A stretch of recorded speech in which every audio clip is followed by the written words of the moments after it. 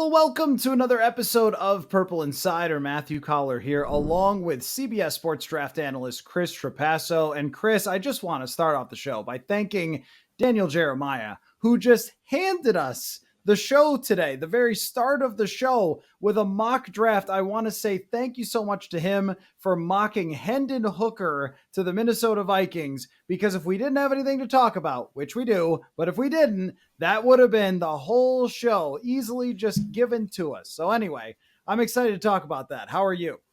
I'm doing good, and it's good that this didn't come out like the morning after we recorded at night, because that would have been kind of par for the course for Purple Insider, that breaking news happens or a huge mock draft bomb gets dropped right after recording an episode. So yes, this was great from Daniel Jeremiah for content's sake, and just it's an interesting talking point. Not that Daniel Jeremiah just like throws out random stuff. There could be some credence to this. And he wrote in his write-up that the Vikings are doing a lot of homework on the quarterback class. I do feel like we hear that sentence a lot about teams like in the mid-teens into the 20s every year that just ultimately do not pick a quarterback whatsoever. But Daniel Jeremiah is not Skip Bayless. Like, he's putting stuff out there that he is very connected with and maybe thinks could ultimately happen. So I'm definitely glad that this happened the day of recording this podcast. Well, and just logically speaking, I mean, the way that Kirk Cousins' contract sits right now, it is natural for the Vikings to be looking very closely at this quarterback class and trying to decide even if next year's quarterback class would be better to wait for. But then if they were doing it next year, it might be out of a position of desperation, which you don't necessarily want to be in if you're drafting a quarterback. Usually, if you can ideally set it up, you draft a quarterback a year before you need one. That doesn't always work that way, but that's the best way you could possibly do it. The thing is, though, about Hendon Hooker is, Chris, you got a touch of gray going on in the beard. I have the fading hairline. Hendon Hooker does too. He's as old as us.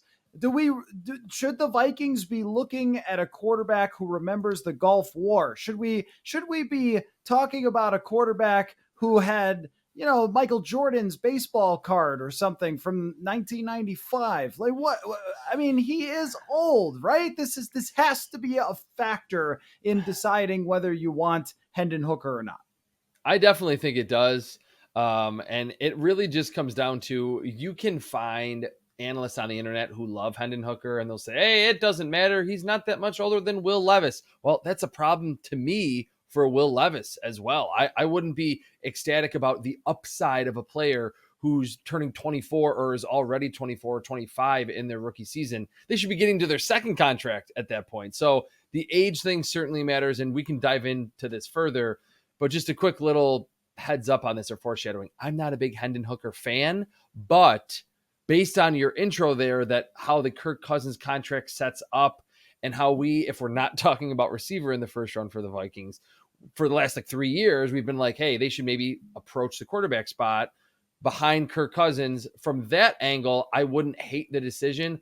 I just don't like him as a prospect, especially in the first round, and then partly because of his age and coming off the ACL injury. Yeah, I mean, I'm not sure that you want a guy that necessarily listened to music on cassette tape when he was growing up. No, I'm just, I mean, I'm mostly kidding, but 25 to someone who's 20 or 21 coming out in the draft is such a major factor that when we're talking about Lamar Jackson here, Lamar Jackson's not that much older by like a year than Hendon Hooker, who's coming out in the draft. And the big thing is that, at least from what I've looked at in the past, is you usually need about 3 years for a quarterback. Their first season is often very rough. Second season, if you get a legend, if you get Patrick Mahomes, okay, maybe he could take you to the Super Bowl. But if he's not a legend, it usually takes at least until 3 years. Someone like Josh Allen took until the third year. That's what Chicago is banking on. And one of the reasons they're not moving on from Justin Fields is they know that the third year is extremely telling when it comes to quarterbacks. If you told me that the quarterback I'm drafting in his third year is going to be 28 years old, I mean, it's not even so much about whether he could be your quarterback for 10 years. It's really about the development curve, that when guys are younger, they're going to get better much faster than someone who is more established in his ways. And the other thing is too, how do you evaluate somebody who was like, a college sophomore going back to play against high school kids or something. I mean, because that's how this is how good is he really when it's somebody who is 25 playing against competition that is largely of that age of 20 to 22 years old, and not to mention in a situation that was extremely, extremely favorable. I'm not saying that it can't work, but if everything is an odds play, this one just has a lot of red flags for me. And it doesn't sound like you want to talk me out of that opinion. No, I don't. And I've been on a couple podcasts, couple radio spots, and just said, like, I'm just not a big Hendon Hooker fan for a lot of the reasons that you just pointed out. It's not just because of, hey, he's going to be 28 or 29 when he's getting to that second contract. It's that we didn't see him become this at least debatable top prospect until he was 24 years old. His first couple seasons at Virginia Tech, he didn't even throw for 1,600 yards in either of those 2 seasons. There were some injuries that played into it, but he was a big recruit, didn't ultimately take a starting job at Virginia Tech and run with it like a lot of people expected him to. So that's another one of my kind of red flags that I have when there's an older prospect, especially a quarterback. It's like, what happened when you were 19 and 20 and 21 and 22 and 23 in Hendon Hooker's case that you weren't able to play better than everyone else or win a starting job or become a first round type prospect in the eyes of many? Why did it take you until you were 24 years old? And then just the scout in me is his film, like you kind of hinted at, very favorable situation the past 2 years under Josh Heupel at Tennessee. Widest splits I've ever seen for wide receivers. The throwing lanes were like avenues in New York City, like gigantic throwing lanes. And then I know, like, if you look at the touchdown to interception ratio, he only threw 5 picks the last 2 years, which is low. A lot of times when he had to make those difficult throws or there was an open receiver down the field, he missed a lot of those. I don't think he really has good downfield ball placement, but you see an analytics site will post, oh, he had 40 completions of 20 plus yards, most in college football, but he threw it downfield like 200 times. Like the whole offense was truly an air raid system from a former Oklahoma quarterback turned head coach. So in watching his film, I was excited going in because of the stats and because of 2 years of quality production.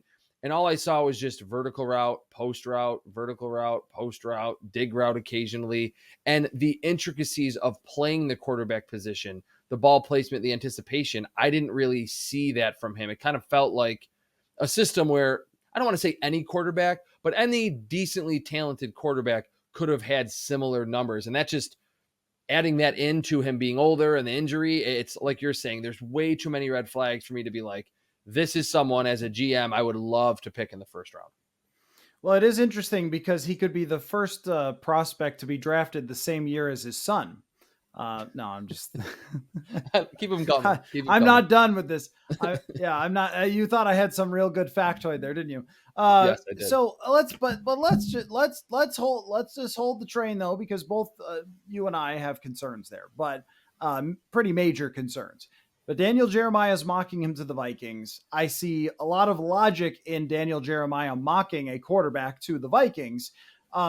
If they were to take Hendon Hooker, how could this play out? Like, what about his game could play out and the circumstance that would be a success if they absolutely fell in love with him during the draft process? Like, I don't want to make it seem like this guy is just a complete garbage prospect that neither of us can understand. It doesn't matter how many gray hairs that he has coming out of the draft, but what about him would make someone like Daniel Jeremiah think that he could be taken in the first round? Yeah, exactly. I think we need to explore this because if Daniel Jeremiah is mocking it about a month away from the draft, it could happen. And if it's not with the Vikings, maybe he's kind of getting some rumblings that there will be a team later in the first round that will pick Hendon Hooker. From a Vikings perspective, and this is kind of, it's separate from what I just said about him as a player, like scouting him. It would make sense from the Viking standpoint because number one, we know all about the Kirk Cousins contract situation and the fact that Hendon Hooker is probably not going to start the season even available to play. There won't be able to be Purple Insider listeners and Vikings fans saying, we want Hendon Hooker week 1. We want him week 3. Like, he can't play. So Kirk Cousins will be happy with that. Hey, you drafted a older rookie that's injured who cannot truly threaten me for my job if we start off 3-3 or whatever the case may be. So from that perspective, I get it.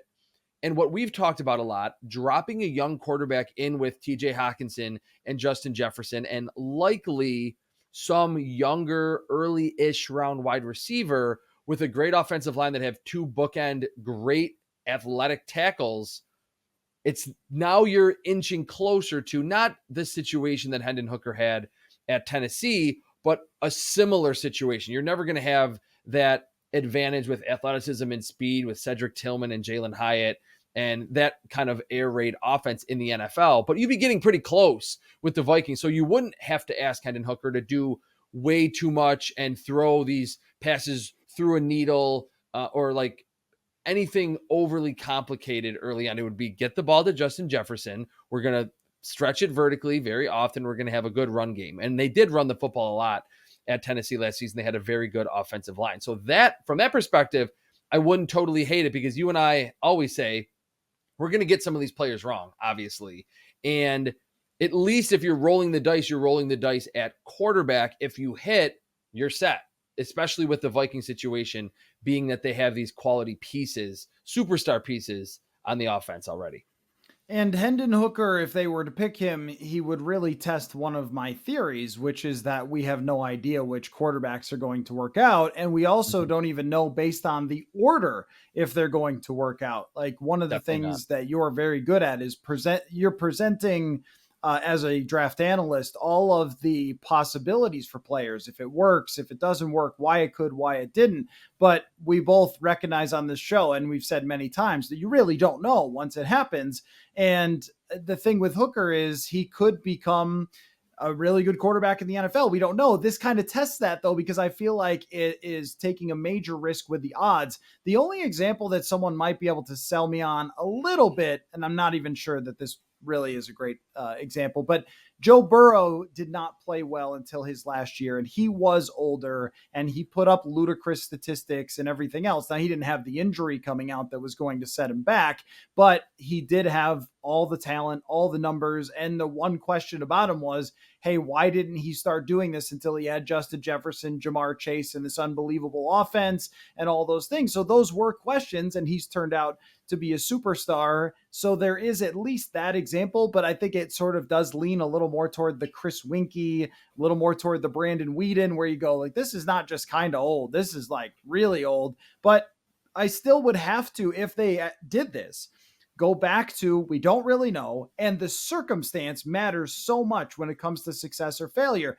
You cannot offer someone a better circumstance than giving him the best receiver in the league, two of the best tackles in the league, and presumably, if they sign him to an extension, one of the best tight ends in the league. You really do set up any quarterback. So you're talking about, well, he threw downfield to open receivers.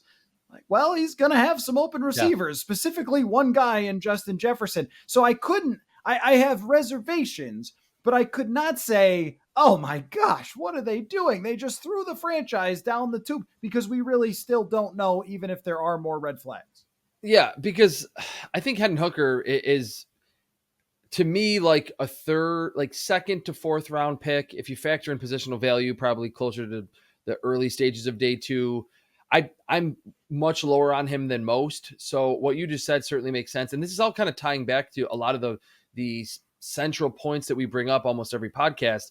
It would also make sense from the perspective of this new regime, Kevin O'Connell, Kwesi Adolfo-Mensah. They're not like, hey, let's just tank and be terrible and get a top 5 pick. Because if they're trying to be competitive again, which we have kind of established that they are, maybe they're not really ecstatic about the idea, hey, maybe if we're picking at 23, 24, 25 again, we would have to then trade a 2025 and a 2026 pick to move up next year. And there's going to be a bunch of other suitors trying to move up as well. So if you're still trying to be competitive and you don't want to use those extra picks, maybe you do take a quarterback a year early without having to trade that extra draft capital. And there is some inherent value in doing that when the rest of the league or the rest of the quarterback needy teams in the league are trading up, or they're really bad and they have a long way to go to get to your level competitively. So that's the other area where, again, I would not like the player going there, but drafting a quarterback, we haven't talked about it a lot, Hendon Hooker actually kind of makes sense. All right. So also in this Daniel Jeremiah mock, Will Levis is within striking distance, which is very different from Mel Kiper's mock, which, look at us, look what we're doing. But, because nobody knows, but it is really interesting though, that these are two that are considered some of the most dialed into how the NFL feels about players. And one of them has Will Levis going to Indianapolis at the very top. And another one has Will Levis dropping down into the middle of the first round. Would it be a better idea than picking Hendon Hooker for the Vikings to trade up, even if it took a next year's first, which it likely will if you're trading up for a quarterback, to get Will Levis instead? That is a difficult question because I just kind of outlined the inherent value in not having to trade that extra first. I like Will Levis a lot more than Hendon Hooker. Am I totally enamored with Will Levis and think absolutely, like, there's a reality that I could say, hey, like, yes, I really like Will Levis. They should absolutely do that. I don't feel like banging on the table if that happened, if it costs a first, if it's only, 3 or 4 or 5 picks, usually though, when it's for a quarterback, though, the team that's trading back does want that first round selection, that I would be more okay with it. But I think Will Levis kind of gives you a lot of the same problems that Hendon Hooker does. He's older. He didn't live up to the hype until later in his career. He was a backup at Penn State. And yes, there's the Patrick Mahomes, there's the Baker Mayfields that didn't play right away, Joe Burrow that you mentioned. I don't think Will Levis's film is quite as bad as Hendon Hooker's, but it's not significantly better. And that's weird saying that because people will look and say, hey, look at the touchdowns, the completion percentage. Go watch Hendon Hooker film, watch Will Levis film. The things that the quarterback needs to do, throwing accurately, understanding coverages, making good decisions, those two I just don't think are very good in that area. And in today's NFL game, and certainly in college, you can mask that with screens and just having insane advantages athletically at receiver and tight end and running back and even offensive line than your opponents. And I think that was more so Hendon Hooker than Will Levis this past season. But if he came within striking distance, I wouldn't be like, oh my God, Matt, they need to do this right now. I would just play out the Kirk Cousins thing and then figure out what you do at the quarterback spot next year when it's, next March, next April. So Tanner McKee is just out of this conversation though, because that's how it seems. It seems like some people were trying to make that happen, and then everyone's like, nah, it's not happening. The one guy that I feel like 2 or 3 podcasts ago, you asked me, like, is there anyone worth like QB5? And I was like, nah, like, I didn't even mention Hendon Hooker. The one player that I would implore you and Purple Insider listeners to check out is Clayton Tune from Houston. He tested really, really well. And he's not one of those like fake good testers where you're like, how is this quarterback? Like, who's the one quarterback that you always mention that like tested really well? I think it was O'Connell,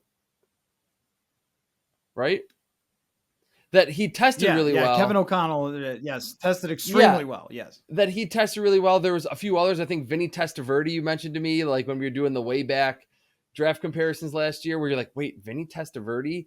Clayton Tune is athletic on film. Like, he runs around a lot. They used him in the designed run game at Houston. He scrambled a lot and ran away from people.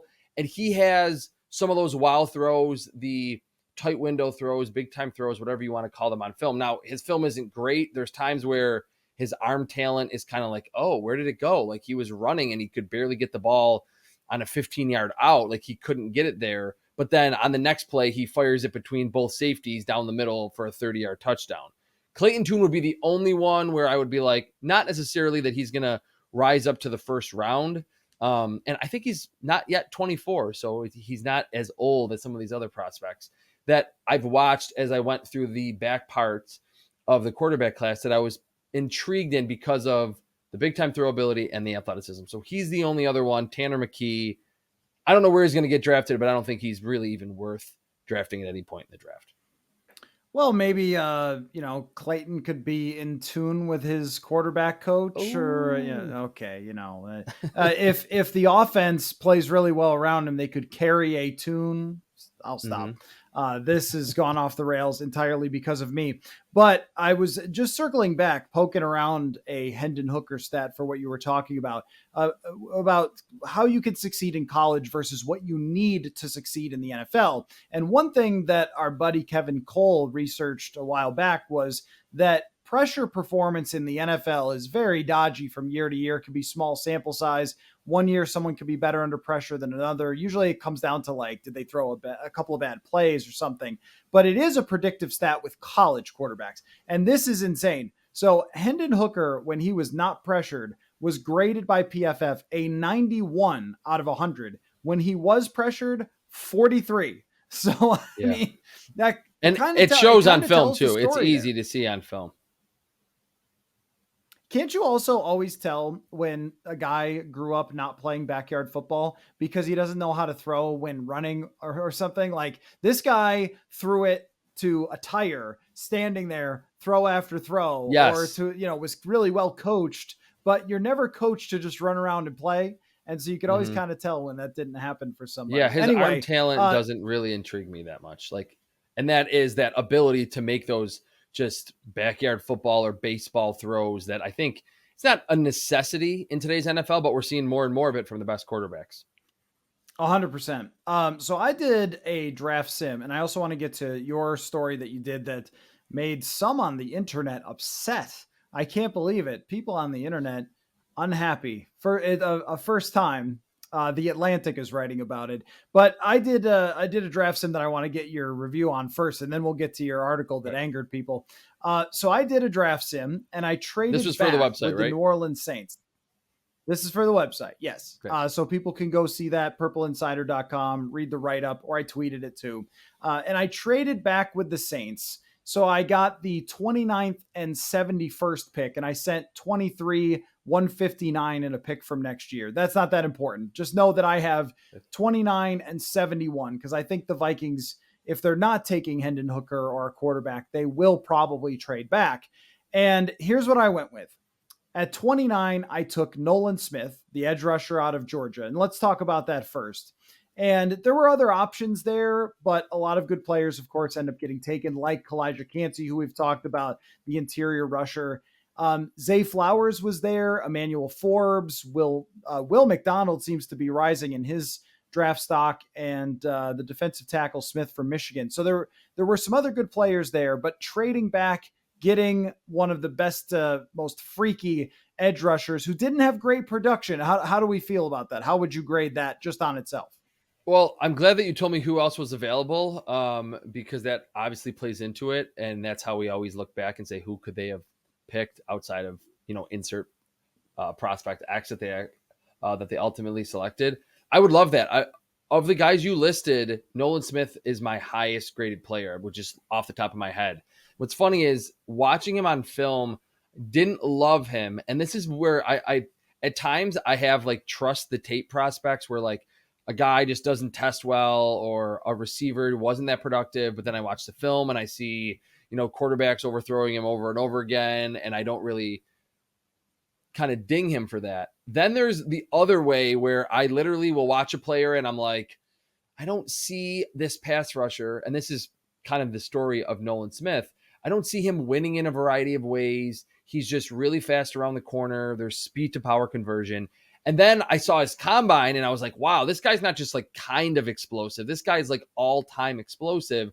And it's kind of I kind of liken it to with edge rushers. If you are that athletic, bendy, and explosive early in your career, as you're learning pass rushing moves, which I think you can kind of learn early on, it's the same as quarterbacks who are just really athletic, where I always mention that Russell Wilson, Deshaun Watson, Josh Allen, before they knew what the hell they were doing as passers, they're like, oh, it's 3rd and 6. I don't like what I see. I'm going to run and get the first down. I'm going to just hit the check down and then run and then run and then run. That's what I think Nolan Smith can be early in his career. And to join the Vikings with Za'Darius Smith, with Danielle Hunter, I think that would be awesome for him and he reminds me, not in terms of his size, but in terms of his profile, of Rashawn Gary, who I did not like because that's how he won at Michigan. He was big and athletic and fast, didn't have any pass rushing moves, converted speed to power pretty well. 2 years in, after learning from some veterans in front of him in Green Bay, before his injury this past season, he was like arguably the best young, like under 25-year-old or 26-year-old pass rusher in the entire NFL. So I would love that pick for the Vikings. Is it the biggest need? No, but by next year, it could be a pretty big need. And that's when you would want Nolan Smith to be more comfortable stepping into a like legitimate full-time defensive end role. Yeah, passing up on Zay Flowers was probably my hardest one because of, the wide receiver thing. I don't have to explain to anybody, but, I do think that he is a good talent and would be a good fit with the Vikings. But Nolan Smith, in my mind, the ceiling for him is to be a superstar because of his athletic profile and the fact that you can give him time to develop. I think really matches up nicely that he could be in a 3-4. So he's playing that wide type of, alignment, and he's not the biggest guy at all, even by height or weight. But if you're playing that wide edge rusher, then you could survive that way. I think that it would be a good fit with what Brian Flores wants to do and someone they can start rotating in and then develop over the first year looking for a superstar. I'm always trying to look a year out when it comes to their needs as opposed to immediately. But I will say the Zay Flowers one was hard because I was like, if I do this, is everyone just going to be mad at me? Because Nolan Smith is a really, really great prospect. So maybe I'll just take the defensive player here instead of the receiver. Yeah, it would be tough. But again, that would be the prime example that every GM says of sticking to your board, that I have Nolan Smith higher than Zay Flowers. And some other points with that. 3-4 outside linebacker, if that's kind of what you're looking for in this Brian Flores defense, that's Nolan Smith to a T. And it would also align with kind of what the Vikings did last year, where they picked Lewis Cine and Andrew Booth when they had veterans at corner and at safety. And so, we obviously didn't get to see those players very much at all last season, but they kind of went a year out and said, all right, obviously Harrison Smith is back, but I think they were like, let's pick these players to ultimately take over as the key guy at that position in year 2. That could ultimately be the case and probably would be the projected plan for Nolan Smith if he was the pick there for the Vikings. All right, let me tell you about my other picks here. I took Eli Ricks out of Alabama with 71. Remember, I got that pick in a trade back.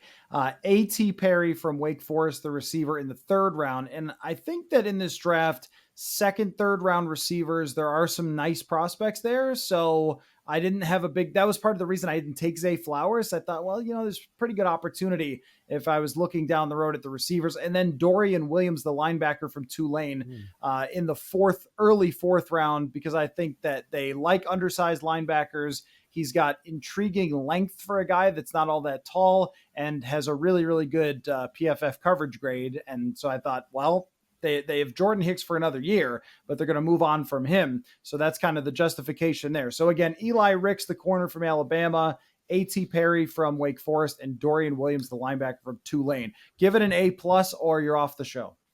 It's an A+.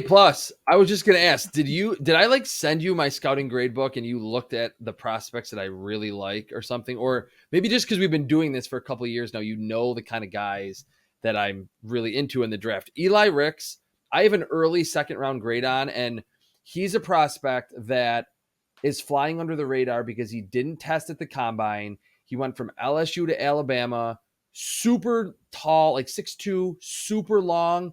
And going from LSU to Alabama in Nick Saban's defense, I thought he was the best coverage player on that defense last year. He really suffocates you at the line of scrimmage.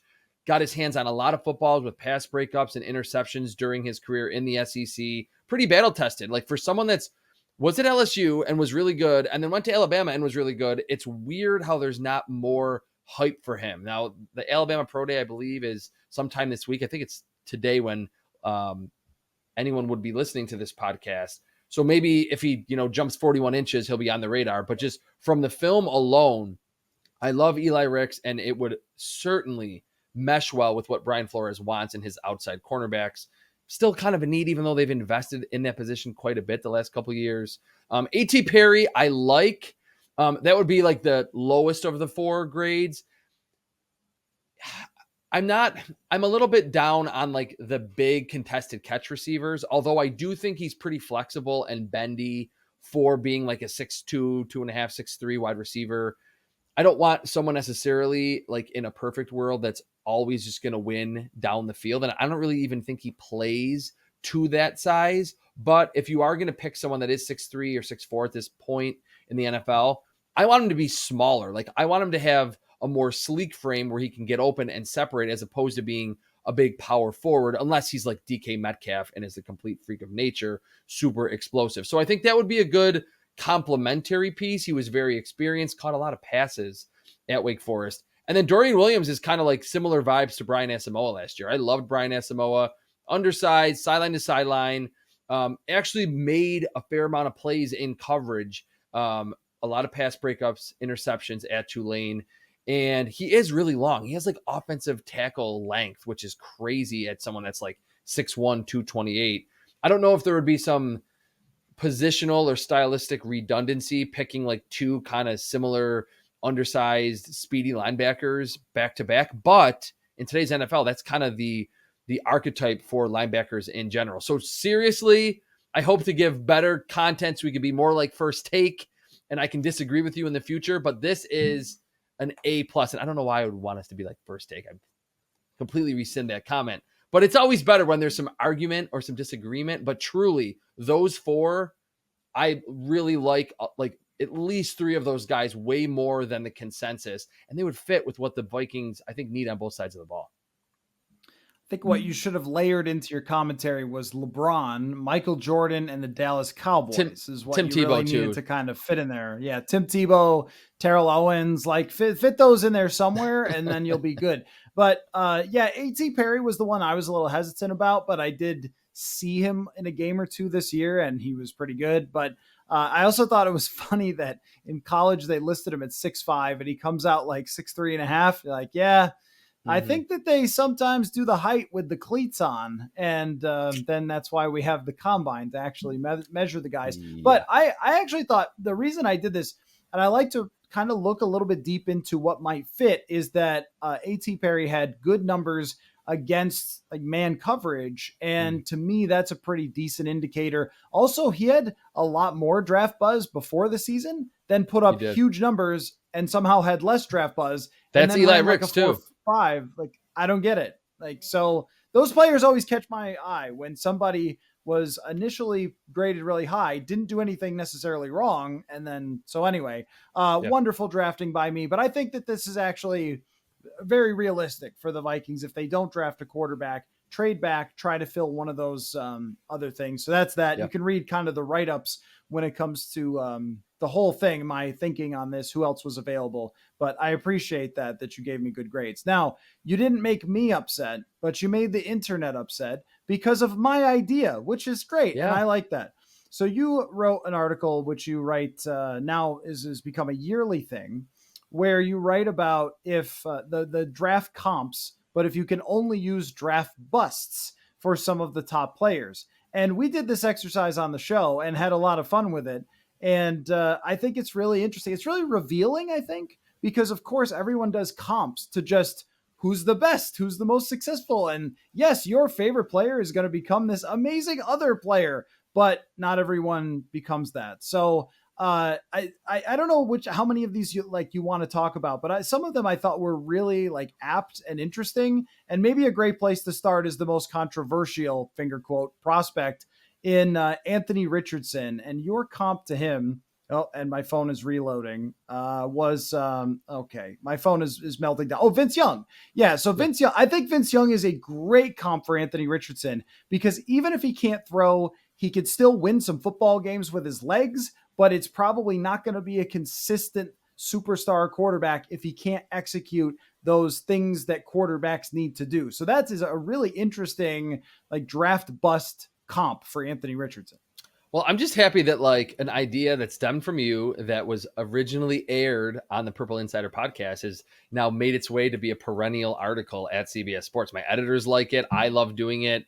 It does seem to get people that don't like to read articles in general all stirred up for no reason. I'm not trying to do that all the time, but it is kind of funny when it happens.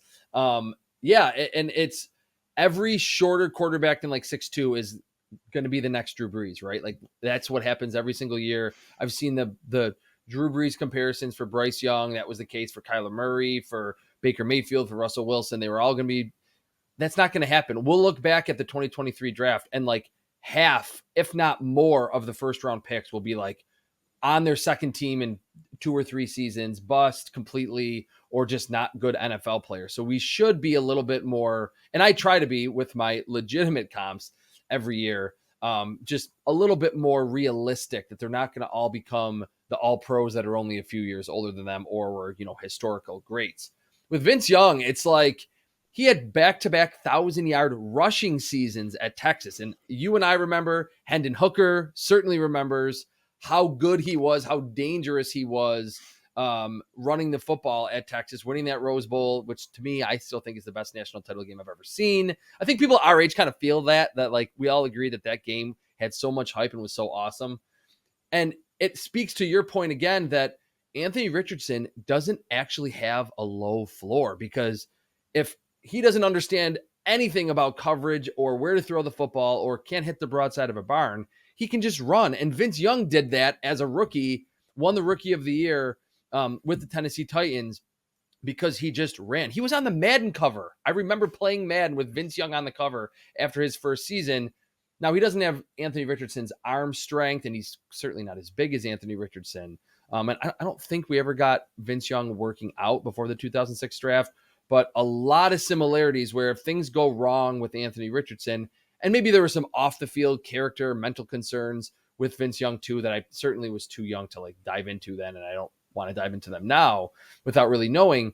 But if he ultimately doesn't work out, I could see him having a very similar like exciting early part of his career where he just runs a lot and then never fully can understand how to make it work as a passer, just like what happened with Vince Young, who actually did stay in the NFL for a couple of seasons. Like he wasn't gone in 2 years and never played again.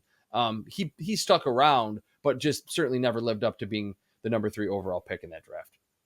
You know what I like about this, again, other than me coming up with it, is that it is kind of revealing of like what has to happen in order for this not to be the case. So Yes, what has to good call. happen for Anthony Richardson is that he has to improve his passing. He needs to give everything he has into improving his consistency and accuracy, because that man threw some of the best passes I've ever seen a college football quarterback throw and some of the worst, where It would just be like someone 5 feet away from him and he spikes it or throws it over like, Anthony, please, would you please? I mean, he had games where he dominated throwing the ball. He had games where he was horrendous throwing the ball, like all over the place. But one thing we do know is you can improve this if you are a freak athlete.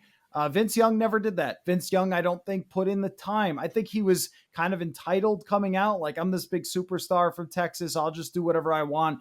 And that was at least my impression. I agree that it was a while back, but that was my impression, that he just didn't put in the work. And that's what I like about this comp. And a lot of these is where it shows you, like, your Jalen Carter comp is Marcel Darius, and people were arguing with you whether Marcel Darius is a bust. He had some good years, or okay, and exciting years getting some sacks, but he was not a long-term success in the NFL, in part because of off-field issues. And again, like, did not take football seriously enough, quickly faded and fell off the map after some hot seasons. So I think that those two are similar in that way, where it's like, how much do you take what you have physically, naturally from here and make it into a big star? I really like another one that, and if you had more to say about that, that's okay. But another one I liked was Jake Locker, because one thing that seems to swing back and forth in the pendulum all the time is toughness and a lack of accuracy. And we kind of talk about these things. And I loved Jake Locker coming out. I thought he was the coolest. He would like run over people, and he was super tough, and he was fun. And I think it was Mel Kiper who didn't like him, which made me want to like him. And, it just didn't work out. But it really didn't work out because Locker got hurt all the time. And one thing about tough quarterbacks is usually they're getting hit a lot, which is not necessarily good. So I think that's interesting too. Like, can Will Levis take NFL hits the same way he did in college? Probably not. Can he be as inaccurate as he was in college in the NFL and succeed? Definitely not. And that sort of lays out the path of how challenging it is for someone like Jake Locker with that similar profile to be an NFL success. Yeah, and I have concerns about Will Levis's accuracy, and like not like ball placement where on a slant it's a little bit behind a receiver where you're really nitpicking, like just blatant misses. And I remember I like Jake Locker too, the fact that he kind of propped up Washington's program when they weren't really that good, and he kind of kept them in some games, or they won some games they shouldn't have. That's kind of how he feels with Kentucky. And I feel a similar vibe as a runner with Will Levis as I did with Jake Locker. And again, I wasn't scouting Jake Locker in the 2011 draft, but I was starting to get into the writing field and I was starting to pay more attention to it. They just feel very similar college careers, how they kind of came out of nowhere and suddenly, wow, this guy's a really good athlete with a really strong arm that kind of needs to be harnessed. And we didn't see as much running from Will Levis this past season. But if you watch the 2021 film, where Kentucky was very good and they exceeded expectations, there were a lot of those, to kind of use another draft bust, almost like RG3-esque runs where it was like, okay, well, just walk out of bounds. Don't lower your head at that linebacker, or like you can just slide and get this 3rd and 6 first down. Oh, you're going to try to hurdle them and you're going to get hit in midair, and like stuff that was unnecessary for Will Levis to be doing. They're similar sizes. They're not gigantic, but they're big and thick and physical. So yes, being injured certainly will derail any developmental process for a young quarterback. And it wouldn't shock me if once Will Levis gets to the league, he's like, hey, by the way, I can run too. It's not just Anthony Richardson. And he maybe does that a little bit too much. And then as a thrower, the accuracy concerns just never are alleviated like they were with Jake Locker. Like it was always a problem for him where there would be that out route from the far hash and the ball would sail 5 feet over the wide receiver's head more often than it would be drilled into the chest. Right. And that's the thing about when we're talking about accuracy, because someone like Anthony Richardson is inconsistent with this, but he has this other part of him where he is literally the best athlete to ever play. So someone with that level athleticism at that position probably has a better chance at making adjustments. And, Josh Allen's going to be the all-time example here, but even Jalen Hurts, these are like the best of the best athletes. And I don't think that Will Levis reaches that threshold of being the best of the best. So also, if you have to rely on dropping back in the pocket, setting your feet, firing into tight windows, like that's how you succeed. That's not how Anthony Richardson succeeds as a whole. Like that's not his entire thing. Yep. That's going to be a big percentage of his thing, but it's not his entire thing, where you can make up for some of the shortages by getting first downs with your legs. But we know this, if you want to run in the NFL, you usually have to be a great, great, great athlete. Unless it's Daniel Jones, who's like a pretty good athlete, but that's weird. That doesn't happen very often, that someone runs as much as Daniel Jones did this year. Shout out to Brian Dable for that. So it is very revealing. Now, one I have to ask you about, though, that was on your list is Sam Bradford as a comp to CJ Stroud. Yes. And I really like this because, as people on the show know, I have never been so impressed in my life by someone throwing a football as Sam Bradford. Never. So fast, so accurate, just so quick, the release. And then here's CJ Stroud looking almost the same. But with Bradford, the entire reason the guy failed really had to do with injuries. And I think with Stroud, that's what's interesting, is he probably does have the highest floor of all these guys, unless he completely can't figure out football, because he does throw the ball so excellently that he could, even if the only way that he's not at least some kind of quarterback is that he ends up like Bradford, where he just gets injured a lot. Yeah. And like everything that you just said about being just so impressed with Bradford, seeing it live, throwing the football, it kind of sounds like what Daniel Jeremiah was saying during that throwing session of CJ Stroud's at the combine. Like it was the best throwing session he said he had ever seen, or, seen live while he was commentating for the NFL combine. And that's really, when you watch CJ Stroud's film, there's certainly some misses, and there were misses for Sam Bradford at Oklahoma, but they're few and far between. And there are so many more pinpoint accurate throws between layers of coverage, over safeties, corner routes to the sideline, above the underneath corner, but in front of the safety, ranging from the deep middle. Like a lot of those layered touch throws with zip. They're both pocket passers. And I wrote in the article that we just talked about how maybe Will Levis could run too much and be too aggressive as a runner, and that is dangerous. You probably know this, and I think it's good to always bring up during the pre-draft process that there's kind of a long-standing idea that the mobile quarterbacks, the guys who run, they are more apt to get injured. But in reality, it's the guys who can't avoid getting hit in the pocket, the Tua Tagovailoas, the Carson Wentz, for being like a bigger kind of athletic quarterback, Carson Wentz, I think he has pretty sluggish feet sometimes in the pocket. A lot of the quarterbacks that we've seen in this era are the ones who are getting injured because they can't move. They can't get out of the way. And that's what happened for Sam Bradford at Oklahoma with his shoulder injury before he entered the NFL. And I don't remember all the instances of when he got injured in the NFL, but I do remember that he wasn't that mobile and he wanted to pass from the pocket.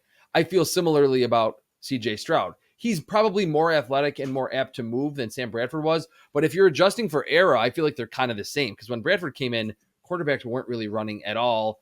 CJ Stroud can maybe, roll out to his right a little bit and throw it away, but he's not going to be running a ton, certainly not in the designed run game, or you're not going to lean on him to pick up 3rd and 8s on a regular basis with his feet in the NFL. So you're right. He's going to be impressive in practice, just like Sam Bradford was. And when he's healthy and when it's a clean pocket, you can have CJ Stroud maybe lead the league in completion percentage like Sam Bradford did in 2016. But then again, he's kind of one where he didn't really bust. He threw for over 19,000 yards in the NFL, but there was all-time hype. I remember Todd McShay saying that he was the highest grade he had ever given, and this guy's going to be a Hall of Famer, and it never really materialized. He played on a bunch of different teams. So I could see it wouldn't be crazy if CJ Stroud has a similar path in the NFL if things don't work out well to what we saw from Sam Bradford. Yeah, I think the whole of CJ Stroud is not very dynamic play. That was very similar to Sam Bradford. Is if he was standing in there and throwing it, oh my God. But if he wasn't, he could throw on a bootleg, but it had to be a design bootleg. He was not going to make it up on the fly. Mm-hmm. And one thing that was worth being critical of Bradford for was when they would get to end of game situations where they needed him to make a play, a lot of times he would make the quote smart throw, but he would smart throw them right out of time and they would lose the game. I mean, and Cousins got better at this, I think, as the years went on. Maybe enough people criticized him over it, or coaches told him he needed to be a little more risky, but it is kind of the 4th and 8 check down by Kirk Cousins that happened a lot with Sam Bradford. And that could be the case with Stroud. He's really well wired, but it's, can you kind of turn that next notch? I thought he did that in the Georgia game, but it's only one game. So is it was that just a fluke, or is that something he really is developing? I don't know.